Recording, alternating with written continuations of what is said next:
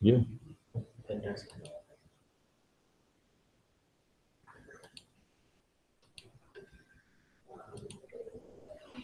Okay, are you able to see the screen?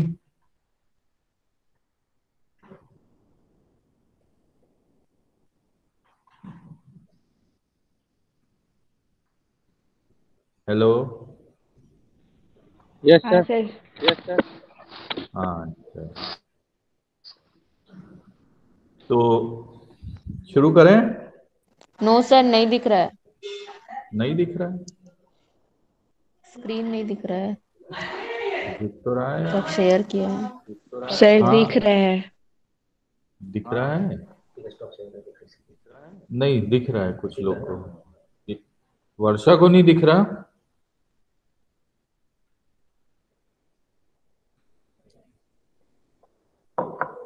दिख रहा है सर।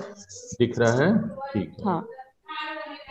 तो देखिए, अब अपन आगे बढ़ने के पहले कुछ दो बातें लिया जाए। और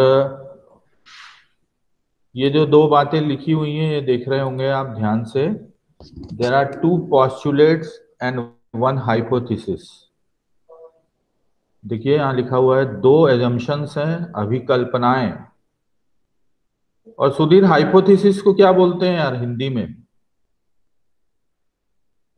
परिकल्पना। और पॉस्टुलेट को? अवधारणा है परिकल्पना। पॉस्टुलेट को? पोस्टुलेट को याद नहीं आ रहा सर। तो कल मेरे को देख के आना, बताना, ठीक है?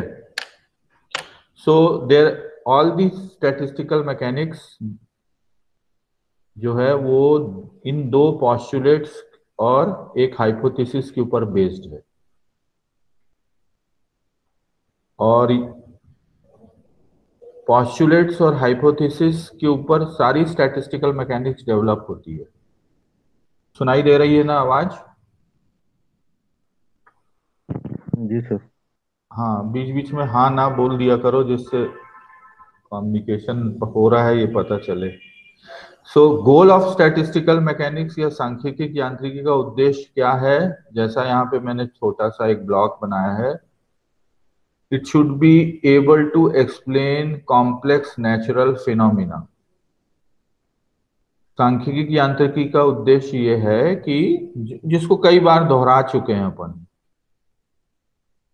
कि जो प्रकृति में जो जटिल घटनाएं घटती हैं उनको वो उनकी वो व्याख्या कर सकता है।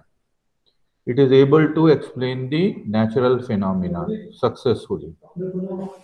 ओके, तो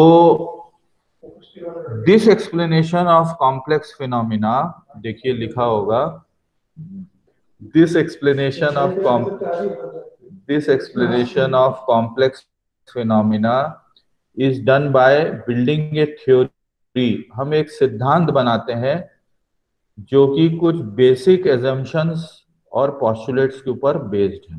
तो सभी लोग इस बात को ध्यान रखें कि statistical mechanics is based on a certain set of basic postulates और एजम्पशंस। ये बात आई समझ में? क्यों जी, सुधीर को आवाज आ रही है? हाँ या, सर। या हाँ। तो जब कभी आपसे कोई टीचर, कोई आदमी आपसे पूछे कि यार statistical mechanics is based on which foundation, objective में क्वेश्चन आ गया statistical mechanics is based on which foundation, it is to based, और हाइपोथेसिस आपके, वन आर्गन डायग्राम। हाँ, and one two postulates and one hypothesis. ये सारा योगदान किसका था, कंट्रीब्यूशन था बोल्ट्जमैन और गिब्स का, जिसने कि ये थ्योरेटिकल अप्रोच डेवलप किया दो पॉस्टुलेट और एक हाइपोथेसिस के साथ। तो फिर से मैंने आखिरी बार दोहराया कि these two postulates and the hypothesis form the backbone, मतलब आधार। फॉर्म द बैकबोन मतलब आधार है ये सांख्यिकी यांत्रिकी का। और हमको ये दो पॉस्टुलेट और हाइपोथेसिस को ही पढ़ना है। लेकिन अगर आप फिर से देखें, ये दो पॉस्टुलेट जो है ये किसके ऊपर बेस्ड है? They are based on the concept of phase space, the concept of phase trajectory and the Gibbs concept of ensembles. तो आपसे पूछ सकता है कि दोनों पॉस्टुलेट किस पर बेस्ड हैं, तो फेज स्पेस और ट्रैजेक्टरी या फेज ट्रैजेक्टरी एंड एंसेम्बल्स। तो महत्वपूर्ण क्या है? It is important to understand both the concepts and the postulates. तो ये जो कंसेप्ट्स हैं भी जानना जरूरी है, और कॉन्सेप्ट्स के ऊपर बेस्ड है पॉस्टुलेट। ध्यान रखेंगे, सर ने अभी क्या बताया? सर ने ये बताया कि जो फाउंडेशन है स्टैटिस्टिकल मैकेनिक्स का, ये दो पॉस्टुलेट्स एंड वन हाइपोथेसिस के ऊपर बेस्ड है। postulates, two postulates and one hypothesis, which is called the ergodic hypothesis, ERGODIC, hopefully hypothesis। लेकिन ये दोनों postulate और hypothesis को समझने के लिए हमको क्या पढ़ना आवश्यक है? हमको पढ़ना पड़ेगा कंसेप्ट ऑफ फेज स्पेस, परीक्षा में आता है, फेज ट्रैजेक्टरी आता है परीक्षा में, और एंसेम्बल्स। तो अभी तो मैं पॉस्टुलेट पे नहीं जा रहा हूं, अभी मैं कहां पे जा रहा हूं? फेज स्पेस के ऊपर जा रहा हूं। Our now focus is on the phase space. What is phase space? ठीक है, ये आवाज आ रही है सबको? Yes sir. ओके। तो जो अपने यहाँ के बच्चे हैं उन लोग को कुछ फेज स्पेस के बारे में तो पता होगा, थोड़ा तो आप रिकलेक्ट कर सकते हो कि phase means a state and space means to describe the state you need a space. तो अगर हमको तो मालूम है, हमने ऑर्डिनरी स्पेस कोऑर्डिनेट सिस्टम पढ़ा है, 3 डायमेंशनल कोऑर्डिनेट सिस्टम पढ़ा है, वहां पर भी कोई भी एक पॉइंट जो है वो पार्टिकल के पोजीशन कोऑर्डिनेट्स को सिग्निफाई करता है। लेकिन हम थोड़ा सा इस फेज स्पेस को समझने के पहले ये माने कि आवर स्टैटिस्टिकल सिस्टम, हमारा जो स्टैटिस्टिकल सिस्टम है, it is composed of is many body system. चाहे वो बॉडी भी हो सकता है, और इवन मेनी, भाषा में स्टैटिस्टिकल लैंग्वेज में उसको मेनी बॉडी सिस्टम बोलते हैं, और वास्तव में उसको हम मेनी पार्टिकल सिस्टम भी कह सकते हैं। तो ये स्टैटिस्टिकल सिस्टम मेनी पार्टिकल्स को इन्वॉल्व करता है। और ये पार्टिकल्स किस साइज के होंगे? तो अगर हम चलें, अपने स्केल डाउन करते जाएं, ऊपर से चलें, तो मॉलिक्यूल्स हो सकते हैं, फिर एटम्स हो सकते हैं, मतलब फिर हम इलेक्ट्रॉन्स एंड प्रोटॉन्स हो सकते हैं, electrons, protons and even the particles of energy जिसको हम फोटॉन कहते हैं। ये सारी चीजें आपको जैसे जैसे साइज ए डोमिनेंट फैक्टर है, साइज कम होते जा रहा है, एलिमेंट्री पार्टिकल चले आ रहे हैं। तो जो अब हम जो फिजिक्स अब देख रहे हैं थोड़ी देर में, it is A microscopic world. It is A microscopic world, या सूक्ष्म संसार में इसी माइक्रोस्कोपिक वर्ल्ड का ही अध्ययन करना है। और स्टैटिस्टिकली सिग्निफिकेंट है, मत स्टैटिस्टिकली बहुत लार्ज नंबर ऑफ पार्टिकल्स रहेंगे, चाहे वो मॉलिक्यूल्स हो, चाहे वो एटम्स हो, चाहे वो इलेक्ट्रॉन्स हो। मॉलिक्यूल का उदाहरण, प्रतीक प्रेजेंटेशन मोड बंद कर दो, नहीं तो दूसरों को नहीं दिखाई देगा। वो देखिए, यस सर, हो गया। वंडर। टच हाँ हो जी, गया। कोई बात नहीं। मेरी स्क्रीन दिख रही है? सर नहीं दिख रही होगी, अब दिख रही है?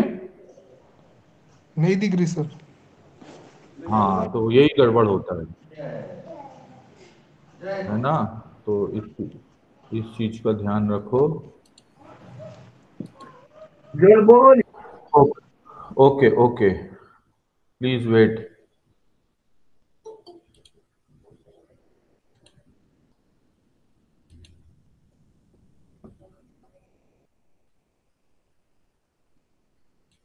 दिख रही होगी अब? जी सर। ओके, तो देखो, सर कुछ लोग अनम्यूट कर लो पेंडिंग है माइक। क्या?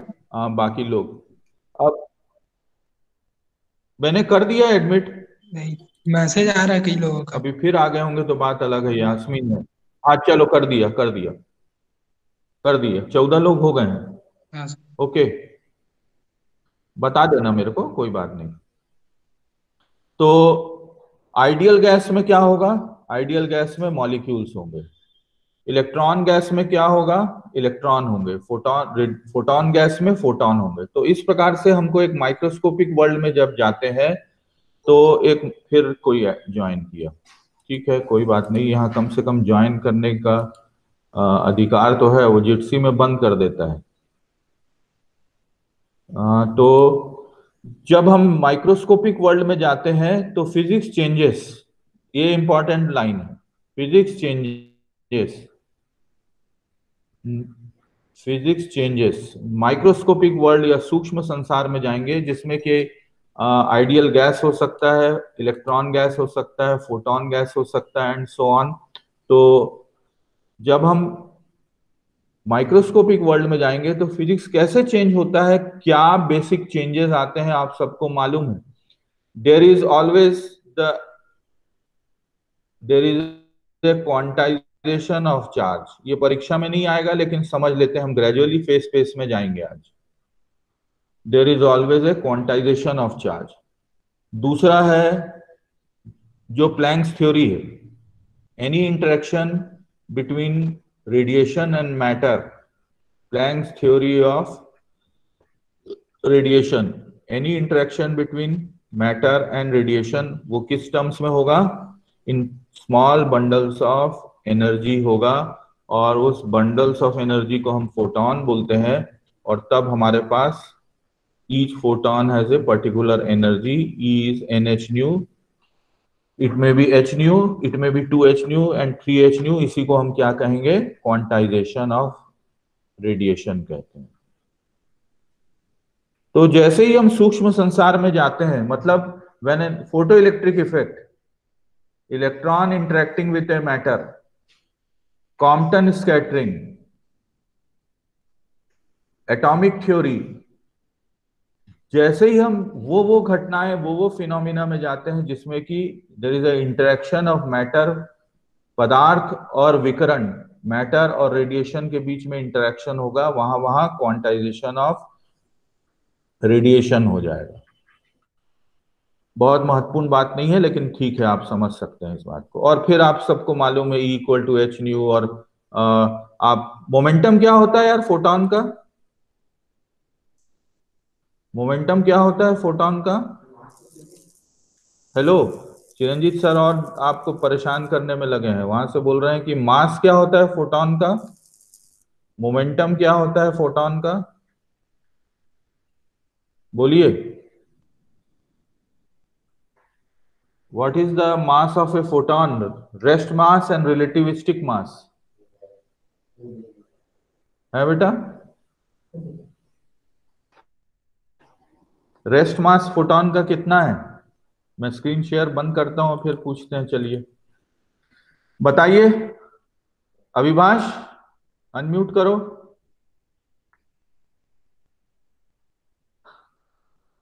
अविभाष, अतुल, आप बोलिए।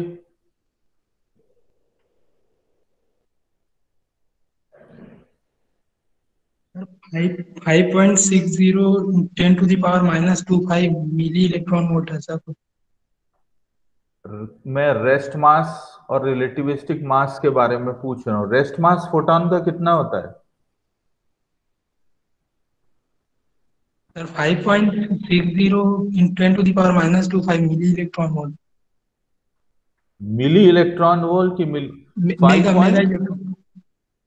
60। क्यों यार, रेस्ट मास कितना होता है, कोई और बताए? क्यों दास सर, रेस्ट मास कितना होता है? क्या यार तुम लोग दुखी कर दोगे ऐसे तो। What is the rest mass of photon? 0। Yes. तो यार थोड़े ऐसे बेसिक क्वेश्चंस के ऊपर ध्यान दिया करो यार। और रिलेटिविस्टिक मास क्या होता है?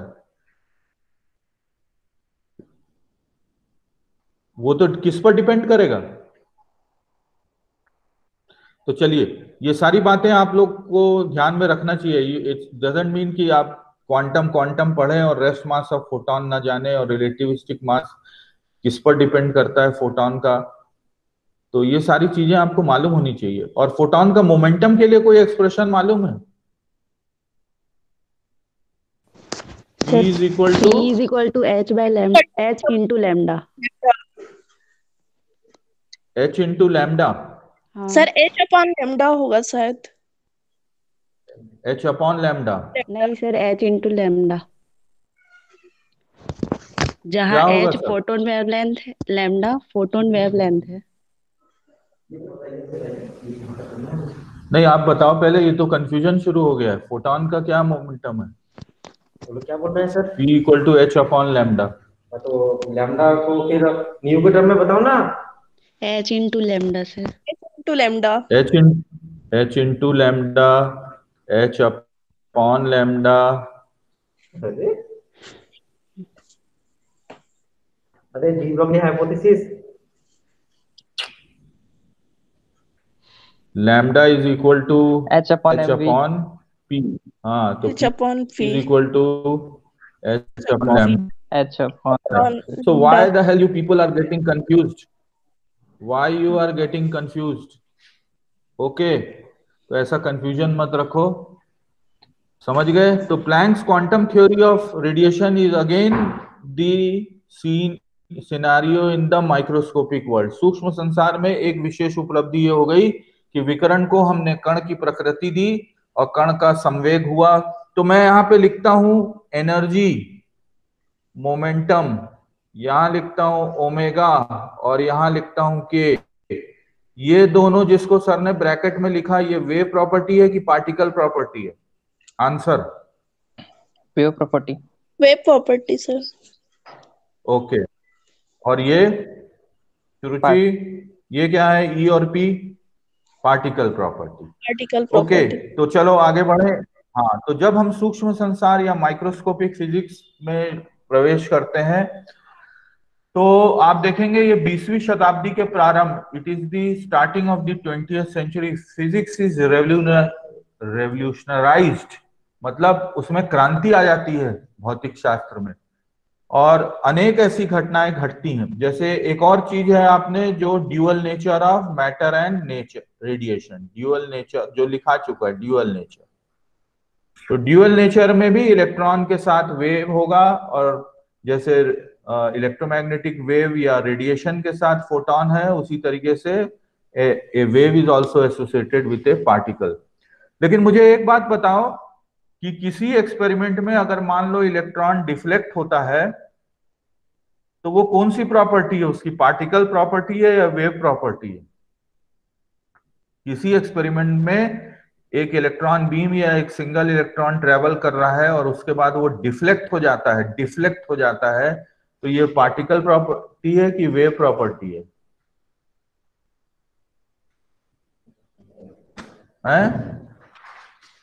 क्या प्रॉपर्टी है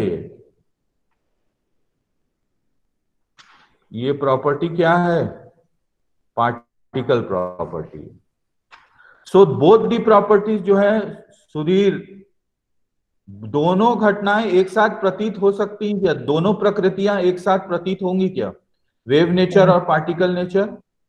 नहीं सर, आंसर नहीं होना चाहिए। एक होगा तो दूसरा नहीं होगा। तो सभी साथियों ये ध्यान रखिए, अगर वेव नेचर एग्जिबिट हो रहा है तो पार्टिकल नेचर सप्रेस्ड रहेगा, और अगर कण की प्रकृति हो रही है, दिखाई दे रही है आपको कि पार्टिकल लाइक नेचर है, तो वेव नेचर सप्रेस हो जाएगा। तो तीसरी महत्वपूर्ण बात थी कि dual nature of matter.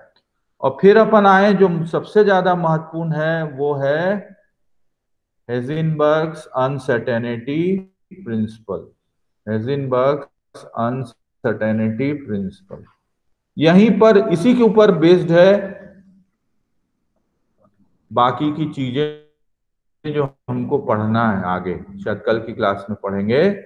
हेजिनबर्ग्स uncertainty principle, अनिश्चितता का सिद्धांत, जहां पर जो खासकर बताता है कि क्लासिकल मैकेनिक्स ब्रेक डाउन हो जाता है। Classical mechanics breaks down when we enter the microscopic world. सूक्ष्म संसार में जैसे ही प्रवेश किए तो साधारण यांत्रिकी क्लासिकल मैकेनिक्स से हम एक्सप्लेनेशन नहीं दे पाते हैं। अब उदाहरण के लिए एक काम करें अपन, हमारे पास एक माइक्रोस्कोपिक पार्टिकल है, मान लीजिए वो माइक्रोस्कोपिक पार्टिकल है electron. Suppose electron is a microscopic particle. अब इस माइक्रोस्कोपिक पार्टिकल को नेक्स्ट स्टेप में हमको क्या करना है, ये पहला स्टेप हो गया। दूसरा हो गया, you want to observe this electron, आप इस इलेक्ट्रॉन को देखना चाहते हैं सोफिस्टिकेटेड एपरेटस से। नेकेड आई से तो नहीं दिखेगा, लेकिन you want to observe this electron. तो क्या करना पड़ेगा इसके ऊपर? साधारण तौर पर किसी वस्तु को आप देख क्यों पाते हैं? आंसर, उसमें से लाइट रिफ्लेक्ट होके आता है। किसी ऑब्जेक्ट, ओके, तो लाइट रिफ्लेक्ट होके आता है, मतलब लाइट उसके ऊपर पड़ती है, गिराया गया। तो अगर you want to observe this electron, okay, तो आपको क्या करना पड़ेगा? यू हैव टू थ्रो, आपको इसके ऊपर प्रकाश गिराना पड़ेगा। Throw light on this electron, throw light on this electron. और जब एक लाइट को जब अपन इसके ऊपर गिराएंगे, प्रकाश को, यहां पर है इलेक्ट्रॉन और आप इस इलेक्ट्रॉन को देखना चाहते हैं, तो आप इसके ऊपर क्या गिराएंगे? रेडिएशन गिराएंगे।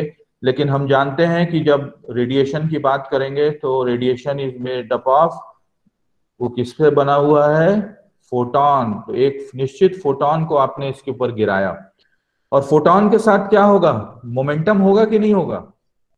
उस निश्चित, उस जिस फोटॉन को आप इलेक्ट्रॉन के ऊपर गिरा रहे हैं, दैट फोटॉन विल हैव, लिख देते हैं, photon will have a definite momentum, उसका एक निश्चित संवेग होगा, संवेग होगा। और आपको तुरंत एक एक्सप्रेशन लिख देता हूं, P इज इक्वल टू, क्या था अपन ने क्या लिखा था यार, अंत में बहुत जद्दोजहद हुई थी, P is equal to H upon lambda. तो लिख देते हैं भाई, P is equal to H upon lambda. So if you want to observe an electron, suppose this electron, ये इस इलेक्ट्रॉन को ऑब्जर्व करना चाहते हैं, तो you need to throw light on it. आप उसके ऊपर प्रकाश गिराएंगे और उसके ऊपर एक निश्चित मोमेंटम के फोटॉन्स गिराएंगे, और फोटॉन को मेजर करना है तो हम ये कोशिश करते हैं कि एप्रिशिएबल हो उसका मोमेंटम, जिसको नापा जा सकता है, मतलब अधिक मोमेंटम हो उसका।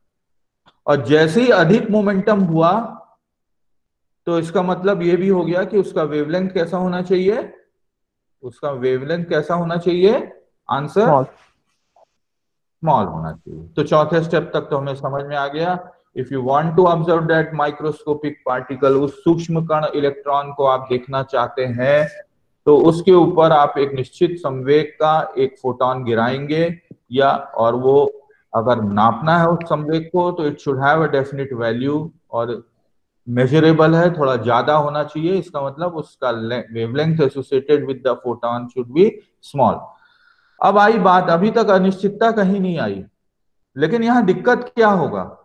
जब आप किसी फोटॉन को किसी मोमेंटम के साथ आप भेज रहे हैं और वो इलेक्ट्रॉन के ऊपर स्ट्राइक कर रहा है, तो जो मेजरिंग एपरेटस है जिससे आप मेजर करना चाहते हैं इलेक्ट्रॉन की पोजीशन को, जिससे आप मेजर करना चाहते हैं इलेक्ट्रॉन, मेजरिंग एपरेटस मतलब to determine the position of electron, जिससे कि आप इलेक्ट्रॉन की पोजीशन को नाप सकते हैं, to determine the electron position. ये मेजरिंग एपरेटस क्या करेगा? ये कोई उस इलेक्ट्रॉन के में कोई डिस्टरबेंस लाएगा कि वो लाइट गिरी और वो इलेक्ट्रॉन का मोमेंट पोजीशन डिटेक्ट हो जाएगा, कि कुछ वहां पे असुविधाजनक परिस्थिति बनेगी, कोई विच इज नॉट रिक्वायर्ड, ऐसी सर्कमस्टांसेस बन जाएगी। क्या बन सकता है, क्या आंसर होगा भाई? आपने फोटोन भेजा, फोटोन के पास एक बड़ा शब्द उपयोग कर रहे हैं, मोमेंटम। जब भी मोमेंटम कर रहे हैं तो momentum is disturbing the electron, नहीं कंजर्व नहीं। मोमेंटम इज, मैं किसी मोमेंटम के साथ जाके किसी से टकराऊं, ठीक, तो टकराने वाले व्यक्ति का भी पोजीशन बदलेगा कि नहीं बदलेगा? हाँ बदलेगा ना। सो दिस, ओके, हाँ, तो आप साथ चलेंगे तो शायद आंसर पे पहुंच जाएंगे कि ये जो मोमेंट, जो फोटोन है जो with A definite momentum it is colliding with A electron, तो वो इलेक्ट्रॉन की पोजीशन को क्या कर देगा? चेंज कर देगा। पोजीशन, हाँ very good, position of electron will be disturb. तो आप सही पोजीशन नाप पाएंगे क्या? नहीं। जो नापना चाहते थे नहीं नाप पाएंगे। ओके ओके, सो 7th नंबर पर क्या लिख सकते हैं? तो क्या लिख देंगे?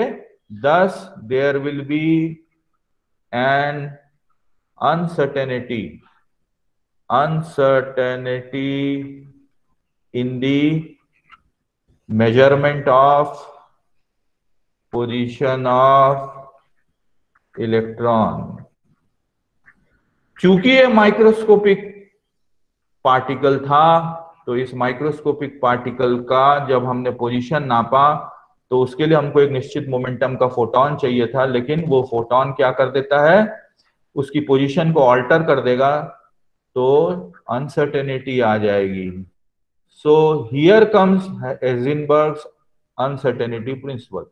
तो कहता है कि, क्या कहते हैं कि अगर आप पोजीशन को नापना चाहेंगे तो किसकी कीमत पर नापना चाहेंगे? At what expense? आप मोमेंटम में एरर आएगा। अगर आप पोजीशन को 100% एक्यूरेसी के साथ नापना चाहते हैं तो मोमेंटम में अनसर्टेनिटी प्रोड्यूस होगी, और अगर आप मोमेंटम को 100% एक्यूरेसी के साथ नापना चाहते हैं तो पोजीशन में अनसर्टेनिटी डेवलप होगी, and this is called the uncertainty principle.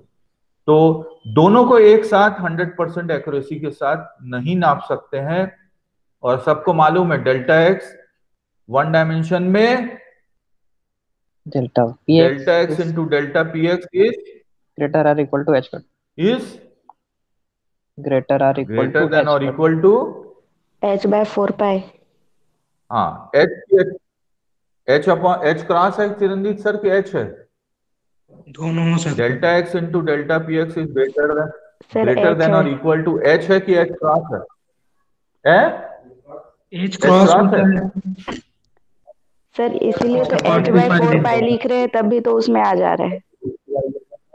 चलो ठीक ठीक, H cross is H cross तो 1.05 आ जाएगा। हाँ, तो ऑर्डर 10 टू माइनस 34 ही रहेगा। नहीं, H cross is H upon, it is not. कोई कह रहा है कि 4 पाई, h/2 पाई। एच अपॉन 2 पाई, ध्यान रखो। हाँ, H cross is H upon 2 pi.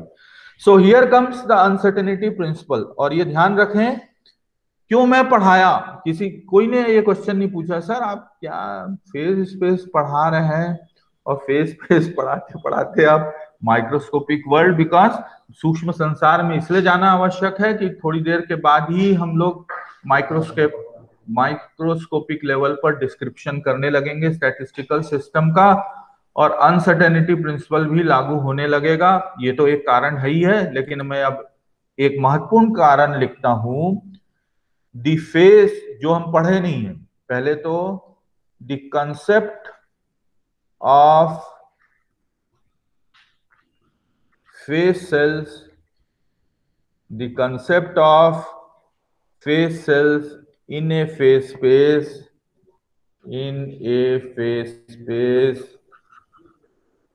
is based on the uncertainty principle,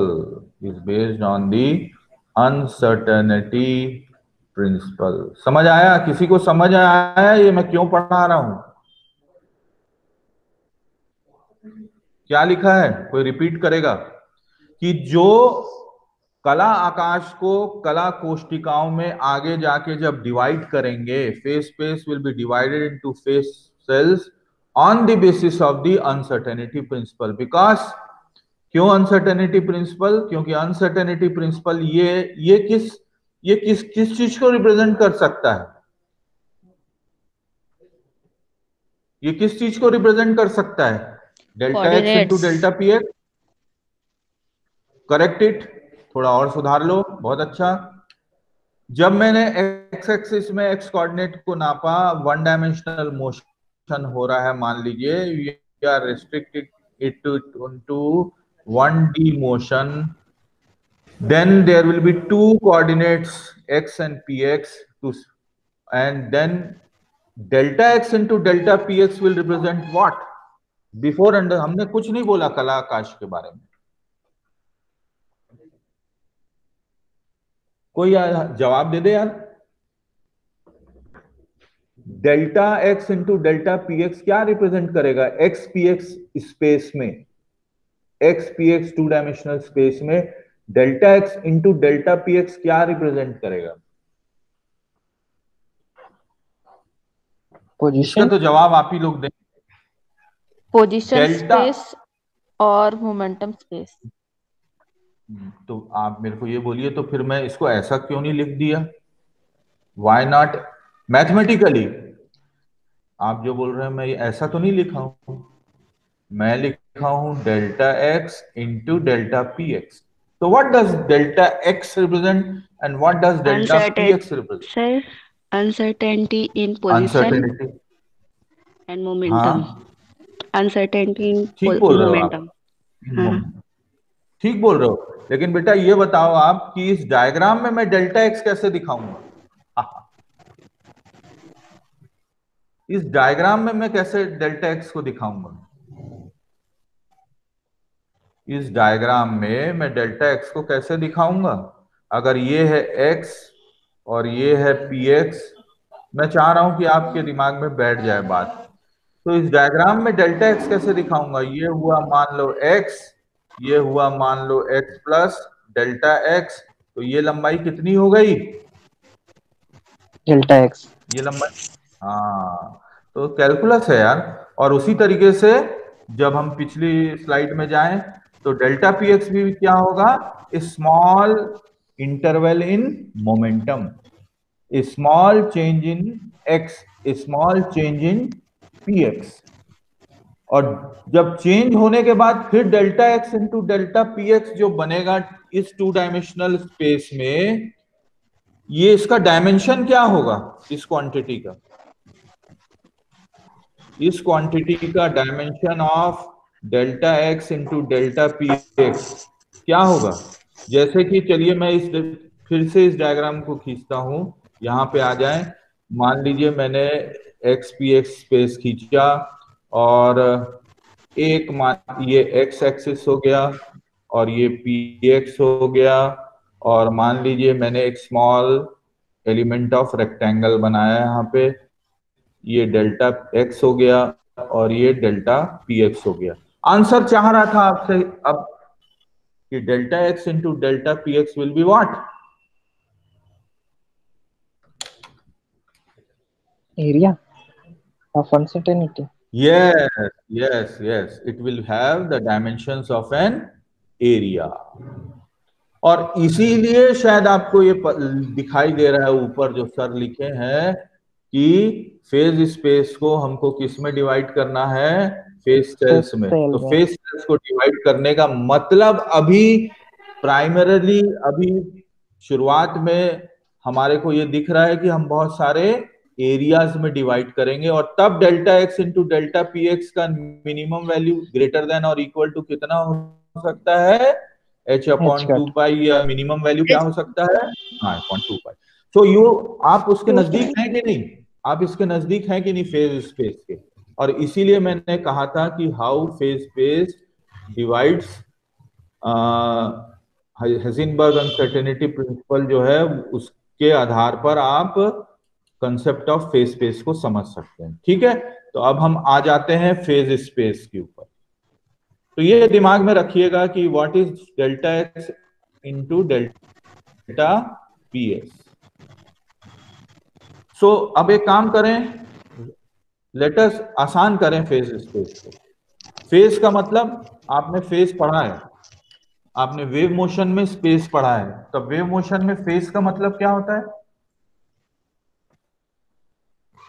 कला जिसको कहते हैं, उसी कला को तो वो कला आकाश कह रहा है ये किताब में, उसी फेज को फेज स्पेस। कला means, phase means the state of the vibrating particle.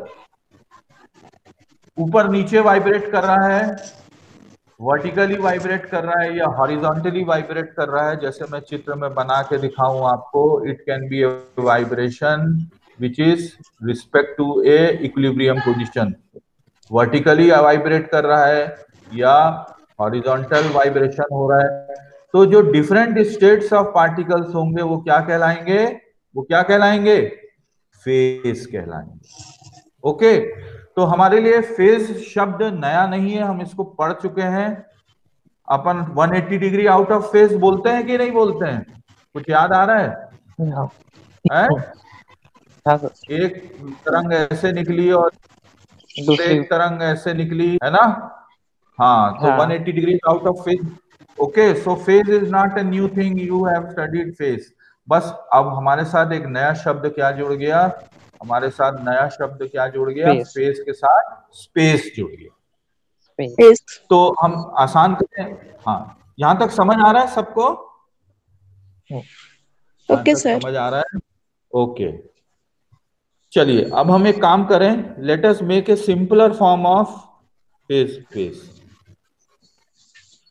Simpler form of phase. हालांकि आप लोग ने क्लासिकल मैकेनिक्स में पढ़ा होगा शायद, फर्स्ट सेम में हैमिल्टोनियन मैकेनिक्स में पढ़ा होगा, पढ़ा है ना? हाँ तो हाँ पढ़ा होगा। तो हम इसको थोड़ा सा अपने शब्दों में आसान करें इसको। तो मान लीजिए कि हम अभी, एक पार्टिकल है, एक सिंगल पार्टिकल है, there is only a, how many particles? Single particle. और वो सिंगल पार्टिकल कैसा मोशन कर रहा है? कैसा मोशन कर रहा है? क्या लिखा हूं मैं? One dimensional motion. क्या लिखा हूं? One dimensional. Very good, one dimensional motion. ठीक है, तो वन डायमेंशनल मोशन कर रहा है, मतलब एक सीधी रेखा में चल रहा है, मान लीजिए वो एक्स डायरेक्शन में चल रहा है। और तब इस अलग अलग समय पर एट डिफरेंट टाइम क्या अलग अलग होगा? उस पार्टिकल का पोजीशन कोऑर्डिनेट अलग अलग हो सकता है, और उस पार्टिकल का क्या, और एक और क्वांटिटी क्या एसोसिएट कर सकते हैं? उस पार्टिकल की वेलोसिटी है, वो भी हो सकता है अलग अलग हो। At different times the particle can have a different velocity. लेकिन आपने पढ़ा होगा कि v के बदले फिजिसिस्ट लोग इसके साथ क्या मल्टीप्लाई कर देते हैं? क्या मल्टीप्लाई कर देते हैं? m को मल्टीप्लाई कर देते हैं। तो उसके बाद ये क्या बन जाता है? मोमेंटम। px बन जाता है। हाँ, तो x और px कौन से वेरिएबल कहलाते हैं? क्वांटम मैकेनिक्स में क्या नाम देते हैं? कौन से वेरिएबल कहलाते हैं? क्या यार तुम लोग, फिर अब मैं फिर पूरा क्वांटम मैकेनिक्स फिर से पढ़वाना पड़ेगा। कौन, किस अक्षर से शुरू होता है वो नाम? कोऑर्डिनेट। ऑपरेटर। COA। अरे वंडरफुल। अब देखो, अब नहीं निकल पे यार। अब कंजुगेट।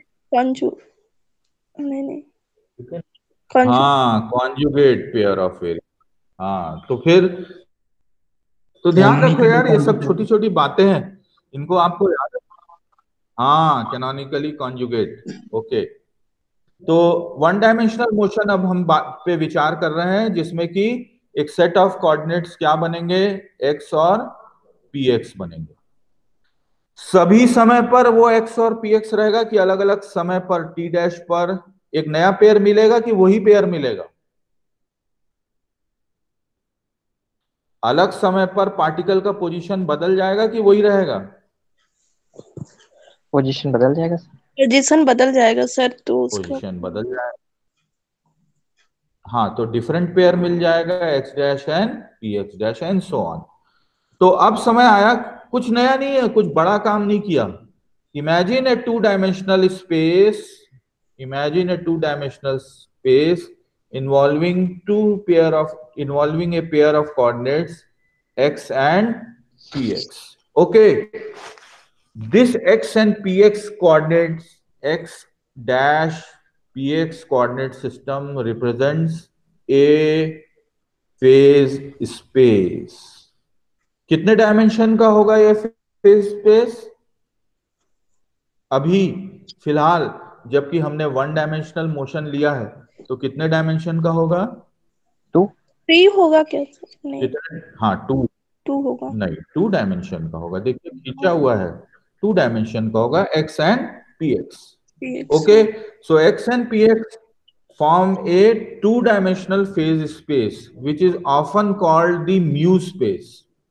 कभी कभी टर्मिनोलॉजी अलग अलग होती है, किसी किताब में इसको वो कहता है म्यू स्पेस, फिर आगे जाके गामा स्पेस बनता है।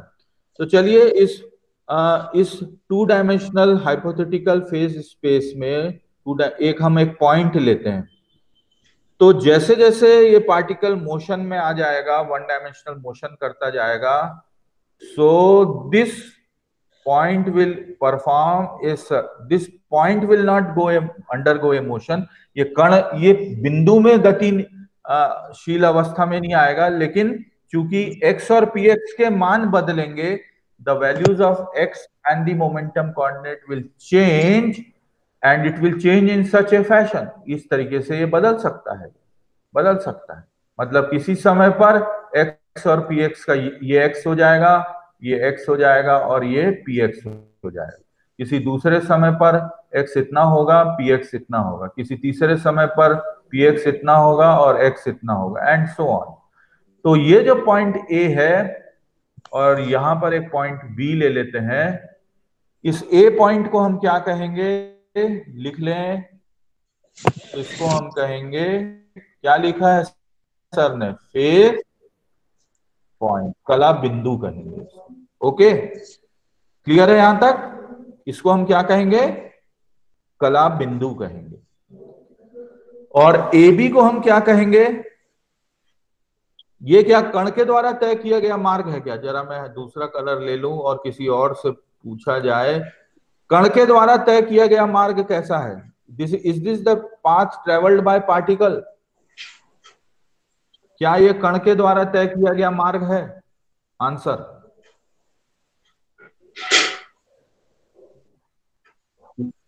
ये कण के द्वारा तय किया गया मार्ग है क्या A से लेके B तक जाना? आंसर दो यार, कैसे? क्यों अतुल? सर वेव है ये ना, ये अरे वेव छोड़ो यार, मैंने वेव नाम ही नहीं बोला इसका। मैं बोला कि आप पार्टिकल ऐसा मोशन डिस्क्राइब कर रहा है क्या, या पार्टिकल ऐसा मोशन? नहीं सर, अलग समय पे खुद उसका पोजीशन बदलते जा रहा है। हाँ, उसका पोजीशन और मोमेंटम किस तरीके से बदल रहा है उसको दिखा रहा है ये पाथ, है ना, कर्व्ड पाथ। तो this is not the motion of A particle. Motion of A particle is 1 dimensional. ये तो 1 डायमेंशनल मोशन है। और ये जो पाथ है, ये पाथ जो है, ये इट इज द वे, ये तरीका बता रहा है कि और x और px समय के साथ कैसे बदल रहे हैं। तो हम AB को क्या कहेंगे? AB को हम कहेंगे फेज ट्रेजेक्टरी। तो how the phase is changing, कला कैसे बदल रही है, अवस्था कैसे बदल रही है। तो फेज ट्रेजेक्टरी का क्या बताएगा? How the phase of the particle is changing. समझ आया यहां तक? How the phase of the particle is changing, समझ आया? मैं बहुत सिंपल रूप, पहले से मैं 6 डायमेंशनल नहीं लाया हूं आपको, पहले मैं 2 डायमेंशनल फेज स्पेस बता रहा हूं। और 2 डायमेंशनल फेज स्पेस में क्या क्या चीज महत्वपूर्ण है? एक महत्वपूर्ण है जिसको हम अंडरलाइन करते हैं, फेज स्पेस किसको कहते हैं? फेज स्पेस किससे बना? XPS से बना। कितने डायमेंशन का बना? 2 डायमेंशन। पार्टिकल कैसा मोशन कर रहा है? 1 डायमेंशन। इस पॉइंट A को क्या कहेंगे? फेज पॉइंट कहेंगे। इस पाथ ए बी को क्या कहेंगे? फेज ट्रेजेक्ट्री कहेंगे। अभी कुछ समझ में नहीं, कहीं पर किसी को कोई इश्यू है पूछने का तो पूछिए, पूछ सकते हैं। ऐसे कुछ इसमें बड़ी चीज नहीं बताया हूं अभी तक मैं। ओके, क्लियर है यहां तक? यहां तक समझ आ रहा है? कोई जवाब ही नहीं देता यार। आप लोग से हाँ ज्यादा सर, इंटरेक्ट तो सेकंड ईयर और फर्स्ट ईयर के बच्चे करते हैं। हाँ हो सर, गया। आगे समझ में। अब इस, हाँ तो अब हम क्या करेंगे? ये ऊपर जो लाइन लिखी हुई है, क्या लाइन लिखी हुई है, इसको किए हैं क्या अभी हमने? इसको हमने नहीं। पढ़ा क्या? The concept of phase cells is in a phase space is based on the uncertainty principle. तो एक नया पेज ऐड करते हैं और हेडिंग डालते हैं डिवीजन ऑफ टू डायमेंशनल। अभी देखो मैं बार बार कह रहा हूं 2D फेज स्पेस इनटू किसमें डिवाइड करना है? Phase cells. Cells. Okay, what is phase cell? We don't know, अभी हम नहीं जान रहे कला कोष्टिका या फेज सेल किसे कहते हैं, लेकिन अभी फिलहाल हमको ये तो पता है कि इस फेज स्पेस को डिवाइड करना पड़ेगा। अब मैं आपसे आंसर पूछूं, एक दूसरा कलर ले लिया जाए और मैं आंसर पूछूं कि मान लीजिए एक सिंगल पार्टिकल है, अभी भी there is only a single particle, अभी भी मैं एक अकेला कण ले रहा हूं, कैसा गति कर रहा है, कैसा मोशन कर रहा है, अगेन वो कैसी गति कर रहा है? One dimensional, very good. और उसके बाद वन डायमेंशनल मोशन और फेज स्पेस कैसा है, उसको किस कोऑर्डिनेट से दिखा सकते हैं? किन कोऑर्डिनेट से दिखा सकते हैं? एक्स पी एक्स से दिखा सकते हैं। और ये कितने डायमेंशन का है? ये फेज स्पेस 2 डायमेंशनल का है, ठीक है। कौन सा? तो अब मान लो कोई पार्टिकल है जिसका कि एक्स कोऑर्डिनेट मान लो वेरी कर रहा है, परिवर्तन हो रहा है एक्स कोऑर्डिनेट का, जीरो से लेके कहां तक वेरी हो रहा है? जीरो से लेके x0 तक वेरी हो रहा है। और उसका मोमेंटम कोऑर्डिनेट कहां से कहां तक वेरी कर रहा है? जीरो से लेके कहां तक वेरी कर रहा है? p0 तक वेरी। तो देखिए आपको कुछ लिमिट्स दे दी गई, these are certain limits of the coordinates of the phase space, कि उसका पोजीशन कोऑर्डिनेट 0 से x0 के बीच में होगा और मोमेंटम कोऑर्डिनेट 0 से p0 के बीच में होगा। तो अब हम इसको लेके हम क्या कर सकते हैं? तो चलिए हम 2 डायमेंशनल फेज स्पेस खींचते हैं। ये 2 डायमेंशनल फेज स्पेस को खींचा और यहां पर हमने एक्स एक्सिस को दिखा दिया और यहां पर हमने किसको दिखाया? मोमेंटम एक्सिस px को दिखा दिया।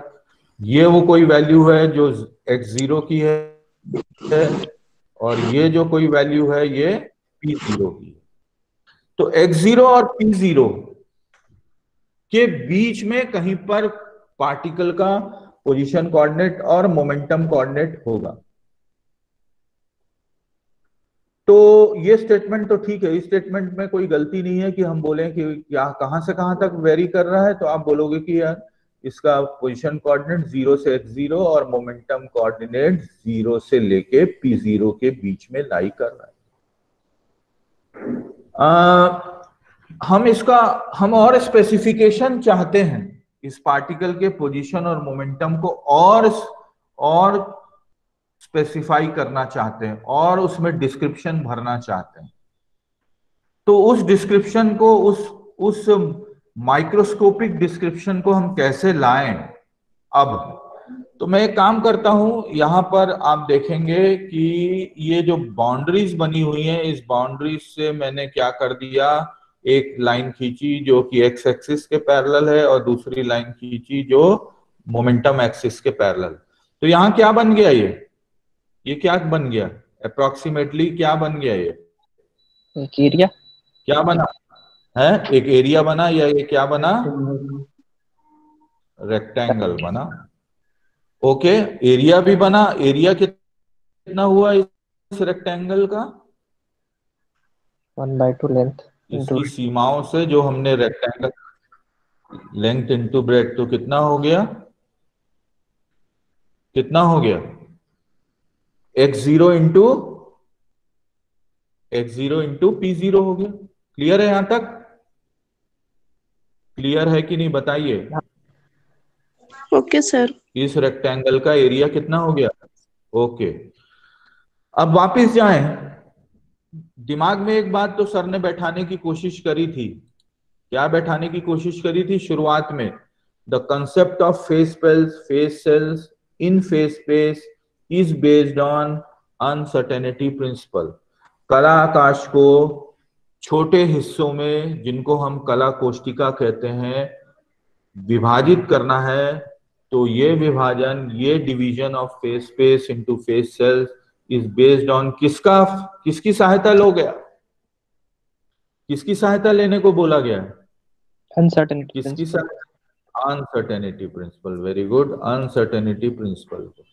तो अब हम क्या कर सकते हैं? मैं बोला, और दूसरी बात सर ने बोला कि हम, ये वर्णन मेरे लिए बहुत उपयोगी नहीं है कि 0 से x0 के बीच में और 0 से p0 के बीच में पोजीशन और मोमेंटम वेरी करेगा। मैं तो और सूक्ष्म स्तर पर जानकारी देना चाहता हूं। तो हम इस फेस स्पेस को क्या करेंगे? इस फेस स्पेस को हम क्या करना चाहेंगे? इस छोटा फेस करना स्पेस, चाहेंगे।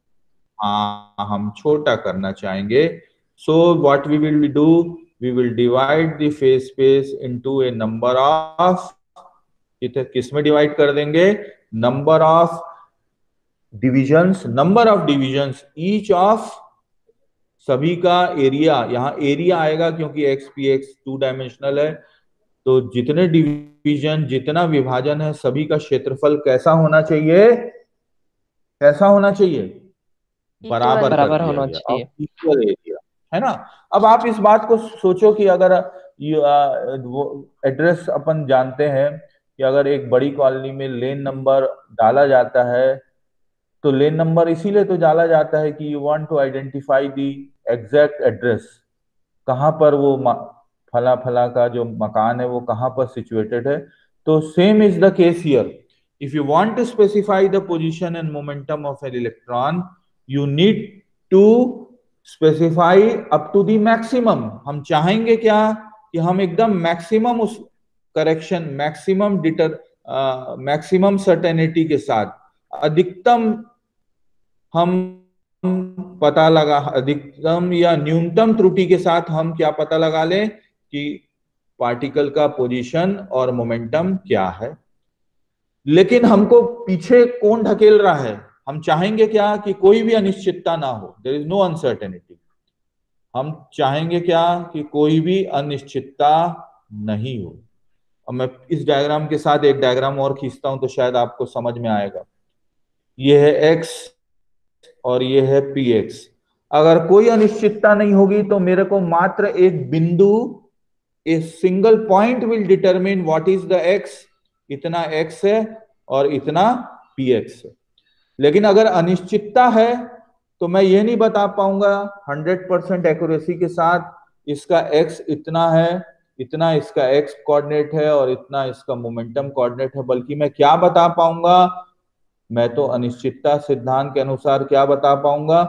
कि पार्टिकल का पोजीशन कहां से कहां तक वेरी कर रहा है, x प्लस डेल्टा x, और px कहां से कहां तक वेरी कर रहा है, px प्लस डेल्टा px। इसके बीच में कहीं पर है उसका पार्टिकल और मोमेंटम।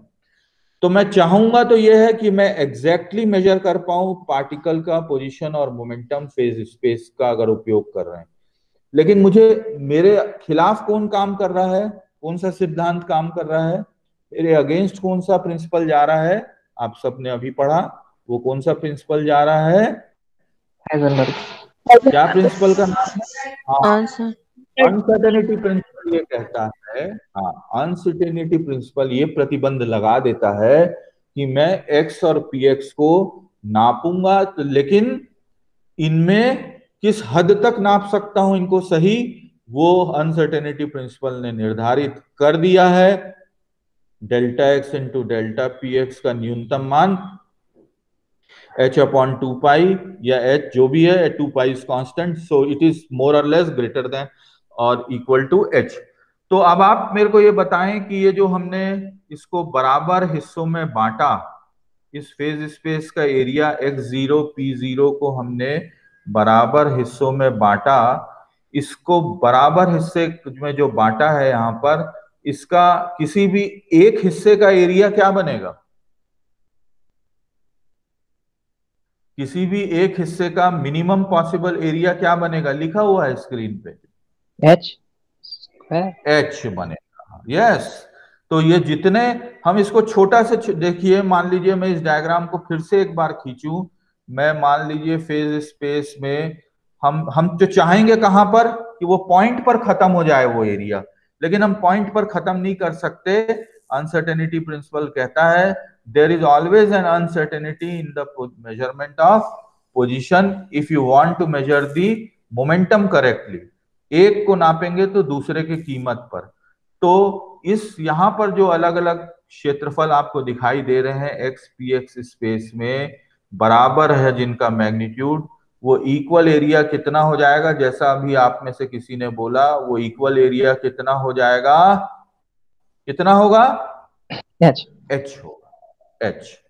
तो अब हमारे को पता चल गया। तो अब नंबर ऑफ फेस सेल्स क्या हो गए? नंबर ऑफ फेस सेल्स क्या हो गए?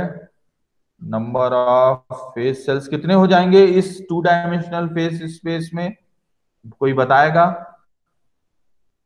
2 डायमेंशनल फेस स्पेस में area in the phase space, area in the phase space upon area, minimum area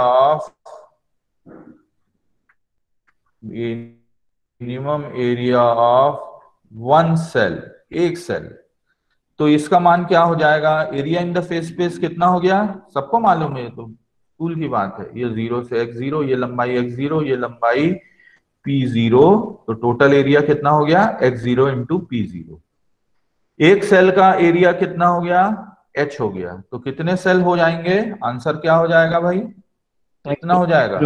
x0 into p0 upon H upon h. So this is the number of, this is the way in which the phase space can be divided into phase cells, और division जो हो रहा है it should follow the uncertainty principle। अन्यथा तो हम बोलते हैं कि यहाँ पर तो ढेर, यहाँ पर x और 0, x और px दे दिया, ये x0 p0 हो गया और ये x0 हो गया, और यहाँ पर हमने डिवाइड कर दिया, ये एरिया बन गया। तो आप बोल सकते थे सर इसको तो छोटा से छोटा करते जाएं। आप क्या चाहेंगे कि वो एरिया छोटा हो कि कम हो, बड़ा हो? छोटा।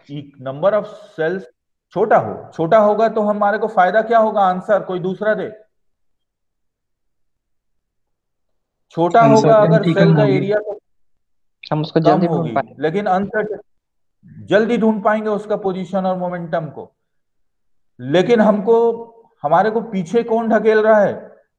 ये सारा चीज करने के पीछे हाइजेनबर्ग अनसर्टेनिटी प्रिंसिपल कहता है कि हम एक मिनिमम साइज से कम नहीं कर सकते सेल को। क्यों? क्योंकि अनसर्टेनिटीज डिस्क्राइब कर रही हैं। तो number of phase cells comes out to be x0 into p0। तो मैं इस फिर कितने बजे से? 1:30 बजे से। तो ये जो हमने अभी पढ़ा, इसको क्या पढ़ा मैं रिवाइज कर देता हूं। फेज स्पेस में अभी हमने कौन सा फेज स्पेस पढ़ा? It is a 2 dimensional phase space, 2 dimensional phase space, then with which coordinates x and px ऐसा लिखेंगे। So x and px form a 2 dimensional phase space which is sometimes called the mu space। Now फिर हमने क्या कहा? Phase trajectory देखा। Phase trajectory is nothing but the path travelled by the point A. कहाँ गया था phase trajectory?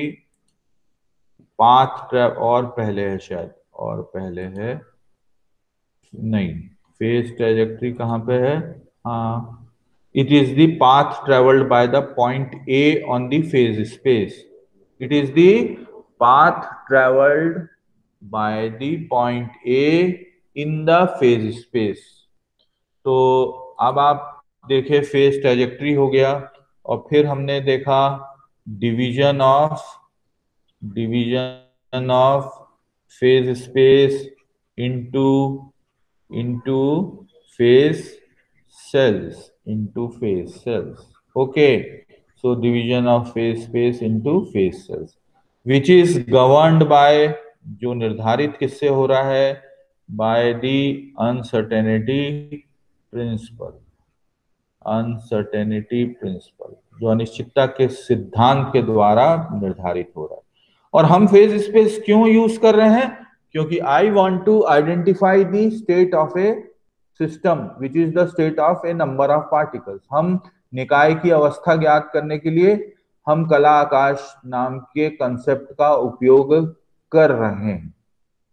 नहीं तो हम how can you determine the position and particle, position and momentum of particle. ठीक, तो अब इन चीजों को आप ध्यान में रखते हुए अगली क्लास में, चूंकि 1:20 हो गया है, मैं कुछ बातें बताऊं। अब आप नेचुरल, अब इसका 2 डायमेंशनल फेज स्पेस तो बन गया। 2 डायमेंशनल फेज स्पेस में मोशन कैसा हो रहा है? कितने डायमेंशन का हो रहा है? कितने डायमेंशन मोशन हो रहा है? नहीं, अरे motion 1D motion 1D। Degree of freedom कितना है? कल भी सुन रहा था मैं, बहुत दिन पहले सुन रहा था। डिग्री ऑफ फ्रीडम कितना है यहाँ पर? सिंगल है। No, it is not the degree of freedom, is the degree of freedom का मतलब स्वतंत्र गति करने की कितनी दिशाएं संभव हैं। हाँ तो एक how many direction in which a particle can move freely. Answer मिल भी गया, it is a single degree of freedom. So when there is a single degree of freedom,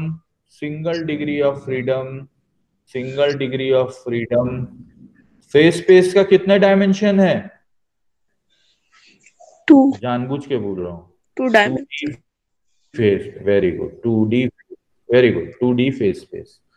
लेकिन सभी गतियां, all the motions are not that simple. इतने आसान नहीं है कि सभी 1 डायमेंशनल मोशन, बल्कि it can be a motion in a plane. किसी तल पे भी कण गति कर सकता है, किसी स्पेस में भी कण गति कर सकता है। The particle can move in 3 dimensional space.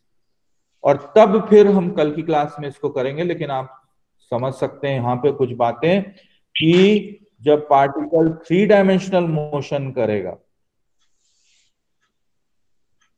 3 dimensional motion करेगा, तो डिग्री ऑफ फ्रीडम कितनी होगी? डिग्री ऑफ फ्रीडम कितनी होगी? डिग्री ऑफ फ्रीडम, हाँ, स्वतंत्रता की कोटि। 3 अलग अलग दिशाओं में जा सकता है। Answer 3 degree of freedom 3। हाँ, ठीक। और तब फिर डायमेंशन ऑफ फेज स्पेस कितना रहेगा? 6। कला आकाश में की विमाएं, डायमेंशन ऑफ फेज स्पेस क्या हो जाएगा? क्योंकि अब आपको कितने कोऑर्डिनेट चाहिए होंगे? किसी एक क्षण पर, किसी एक इंस्टेंट ऑफ टाइम पर, किसी एक पार्टिकल के लिए आपको कितने कोऑर्डिनेट चाहिए होंगे? आपको चाहिए होंगे x, y, z, और साथ में क्या चाहिए होंगे? p, y, p, z भी चाहिए होंगे। तो सॉरी, कितने कोऑर्डिनेट चाहिए होंगे? 6 कोऑर्डिनेट चाहिए होंगे। तो अब फेज स्पेस का डायमेंशन क्या हो जाएगा? 6। फेज स्पेस का डायमेंशन क्या हो जाएगा? 6 डायमेंशनल फेज स्पेस होगा। तो कल नेक्स्ट क्लास में हम जैसे 2 डायमेंशनल फेज स्पेस को डिवाइड किए थे, अब हमारा क्या उद्देश्य रहेगा? आंसर, हाउ टू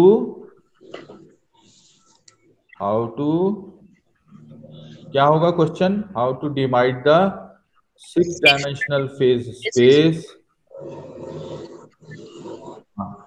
इनटू, इसमें बांटना है, इसमें इसको बांटना है फेज सेल्स।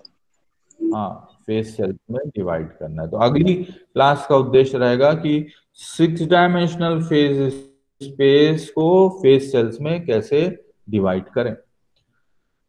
और ये भी सिर्फ कहानी कितने पार्टिकल के लिए है, ये मात्र अभी एक पार्टिकल के लिए, ये एक पार्टिकल के लिए 6 डायमेंशनल फेज स्पेस की बात कर रहा हूं। और इस 6 डायमेंशनल फेज स्पेस को हमको फेज सेल्स में कैसे डिवाइड करना है। तो जब 2 डायमेंशनल फेज स्पेस को हमने डिवाइड किया था तो हमारे पास जो आकृतियां बनी थी उसके कितने डायमेंशन थे? आंसर 2। जब 2 डायमेंशन 2, तो ए range of x and P x describes what? Area. Area, क्षेत्रफल को निर्धारित करता है। ओके, तो 6 डायमेंशनल फेज स्पेस में एक range of x, range of y, मतलब क्या हो गया झंझट, यहाँ पे तो कुछ गड़बड़ी तो दिख रही है। एक्स का मान एक्स से लेकर x plus delta x, y से लेकर वाई प्लस डेल्टा वाई के बीच में, जेड से लेकर Z plus delta Z, P X जो है वो भी चेंज हो रहा है, P X plus delta P x, P Y change हो रहा है, पी वाई से लेकर P Y plus delta P Y, और पी जेड चेंज हो रहा है पी जेड से लेकर P Z plus delta P Z. तो आप अंदाज लगा सकते हैं कि 6 डायमेंशनल फेज स्पेस में ये range of x y z P x P y p z क्या डिस्क्राइब करेगा? क्या डिस्क्राइब करेगा? Will it describe an area और will it describe a volume? Volume. वो आयतन को निर्धारित करेगा कि क्षेत्रफल को? आयतन को निर्धारित करेगा। और उस आयतन का डायमेंशन क्या होगा? 6D। उस आयतन का डायमेंशन क्या होगा? उस आयतन का डायमेंशन 6 डायमेंशन होगा। देखिए साधारण आपको मालूम है एक्स वाई जेड से तो आपको 3 डायमेंशनल वॉल्यूम मालूम है ना, डेल्टा वी जो बोलते हैं अपन, वो 3 डायमेंशनल वॉल्यूम मालूम है। लेकिन अब यहाँ पर फेज स्पेस में again A set of momentum coordinates भी वेरी कर रहा है, तो यहाँ पर जो वॉल्यूम बनेगा वो 6 डायमेंशनल वॉल्यूम बनेगा। अब आपको शायद ये चीज अपील कर रही होगी कि मैंने 2 डायमेंशनल फेज स्पेस से शुरुआत क्यों करी थी, क्योंकि जो काम मैंने 2 डायमेंशनल फेज स्पेस में मैथमेटिकली किया था वही सारा काम अब हम किस में करेंगे? 6 डायमेंशनल फेज स्पेस में करेंगे। क्योंकि हमारे को वो 6 सेट ऑफ एक्सिस को इमेजिन करना कठिन काम होता है, तो हम मैथमेटिकल ट्रीटमेंट में ज्यादा विश्वास करेंगे। तो कल की क्लास में हम इस फेज स्पेस को 6 डायमेंशनल फेज स्पेस को वॉल्यूम में या फेज सेल्स में कैसे डिवाइड करेंगे। ठीक है, तो आज मैं स्क्रीन शेयरिंग स्टॉप करता हूं। और 11 लोग, वंडरफुल। तो ठीक है, कोई बात नहीं, मैं रिकॉर्डिंग स्टॉप करता हूं।